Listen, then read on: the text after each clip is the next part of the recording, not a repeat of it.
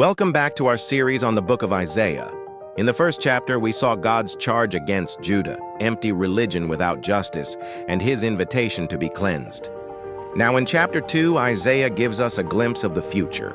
Isaiah 2 opens with a vision of the last days. The mountain of the Lord's temple will be established as the highest of mountains, and all nations will stream to it. People will say, "Come, let us go up to the mountain of the Lord, that he may teach us his ways, and that we may walk in his paths." It's a vision of unity and peace, where God himself teaches the nations. Verse 4 is famous. They will beat their swords into plowshares and their spears into pruning hooks. Nation will not take up sword against nation, nor will they train for war anymore. This is a picture of a world made new under God's rule. But then the chapter shifts. Isaiah calls out Judah for abandoning the Lord and filling their land with idols.